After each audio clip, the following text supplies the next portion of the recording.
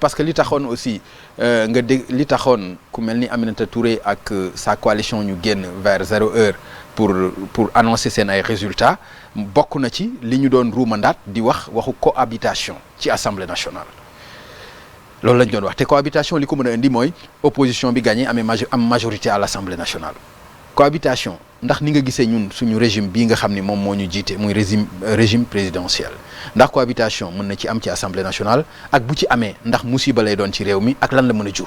xam nga la cohabitation ça ne peut pas faire l'objet d'un pronostic parce que en matière de constitution mënoo def ay pronostic parce que la constitution elle est limpide ou elle n'est pas limpide et je crois savoir qu'elle est limpide li mën a am ak li mënta am yëpp mu ngi ci donc su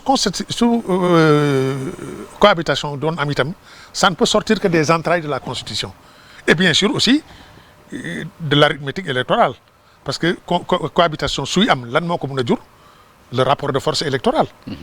Voilà parce que si le président si la majorité est majoritaire pardonnez-moi la répétition à l'Assemblée nationale mais bon kenn du wax waxi cohabitation. bon suñ ko waxee rek ça ne peut être que à partir du reflet d'un rapport de force maanaam dans le cas de figure où l'opposition gagnait. Bon maintenant dans le contexte sénégalais c'est délicat je crois que ce sont des constitutionnalistes vraiment pointus qui pourront vous donner une réponse rapide ce que je sais c'est que deux types de cohabitation moo mun a am parce que l'accouchement en douceur comme pour employer le langage de la maternité ou bien l'accouchement au forceps c'est-à-dire l'accouchement en douceur césarienne voilà l'accouchement au forceps mooy bi ñuy xëcc ak ay pinces. Ah d'accord, ok. Alors donc accouchement en douceur moo di la victoire de l'opposition est éclatante elle est nette le président joue le jeu il simplifie les choses mais c'est une condition parce que le président du Sénégal a des prérogatives qui sont en béton il a des pouvoirs gravés dans du marbre pour nga dem arracher les prérogatives du président ñëw transférer ko vers un gouvernement de cohabitation avec un chef de gouvernement de cohabitation wax ko yomb na mais def ko du yomb faut-il passer par une initiative de révision constitutionnelle ou non or la révision constitutionnelle c'est un monopole et du président et de l'Assemblée nationale c'est un monopole partagé bon mais enfin ici on est dans le domaine des schémas mais man li ma gëm ba gëm ko moo yi il faut pas souhaiter une cohabitation dans nos pays là parce que ça ne peut être que conflictuel et heurté même en France où on a un rodage institutionnel ancien depuis 58 jiguleen il y a eu bon yàqu gaañu leen itam il y a eu 3 cohabitations 2 sous Mitterrand et une cohabitation sous Chirac donc avec 3 premiers ministres Chirac lui-même premier ministre cohabitation Balladur premier ministre cohabitation Jospin premier ministre cohabitation là-bas ça n'a pas été conflictuel à outrance mais terewul ba tey daan na am ay jafe-jafe mais li ñu uteeg français yi c'est que foofu nag qu'on le veuille ou non il y a un consensus sur les intérêts supérieurs de la France mais fii nii ma gisee ñuy politiquer gaw ma ne façon consensus boobu dana mun a am dans une cohabitation parce que fii on a plus que l'adversité voilà ici parfois même la haine s'exprime l'hostilité farouche ndax da ngay gis français yi quand il s'agit des intérêts supérieurs de la France la cohabitation fonctionne de façon comment on appelle ça fluide 1999 il y a eu le coup d'état de Robert Gueye en Côte d'Ivoire contre Henri Konan Bédié Jospin était premier ministre donc il avait les pleins pouvoirs dans une certaine mesure Mitterrand était Jacques Chirac était premier ministre Mitterrand était quoi était le président de la République.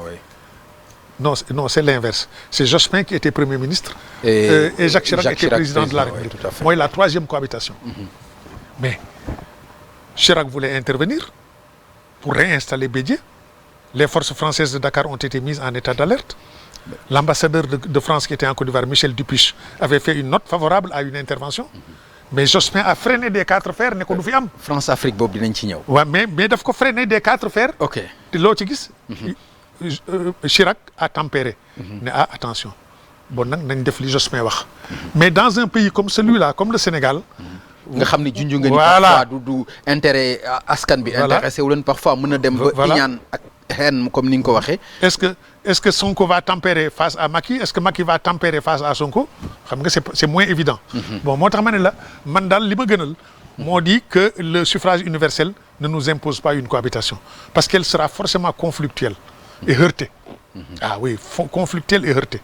Or le pays a déjà. te d'abord ñoom sax annoncé nañ la couleur soo déggee par exemple opposition bi dañu wax ni dafa bari ay dossiers yoo xam ni il faut que ñoom ñu leeral ko bu ñu demee ci cohabitation parce que am nañ pouvoir boobu alors comme ni ñu annoncé la couleur loolu est-ce que dafay fekk si li nga wax que ni dañuy jëm ci ay lendemain. waaye nag danaa la wax leen aussi parce que là il faut que je précise ma pensée.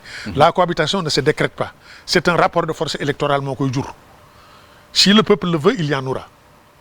Ah oui, si le peuple le veut. Imaginez que l'opposition se retrouve avec 115 députés. Ah oui. Boba moom pexe amul. Avec un parlement qui n'obéit pas au président de la République, qui lui est hostile. Alors, on sera dans une situation extrêmement heurtée, extrêmement conflictuelle.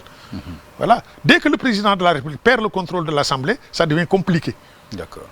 Cohabitation ou pas, ça devient compliqué. Moo tax ma ne cohabitation du lu ñuy pronostiquer, du lu ñuy décréter. C'est le suffrage universel qui impose la cohabitation ou qui ne l'impose pas. Ci résultat yi. Waaw. Man nag ce que je peux dire tout simplement en tant qu'analyste, c'est que la cohabitation dans un pays comme le nôtre sera forcément heurtée. Parce que je connais les psychologies et les mentalités. Fii moom ce sera forcément heurté. Baaxu fi quoi. Voilà. Parce que da ngay xool ñun quand il y a le 4 avril, est-ce que tu vois les opposants à côté du président à la tribune officielle? Non.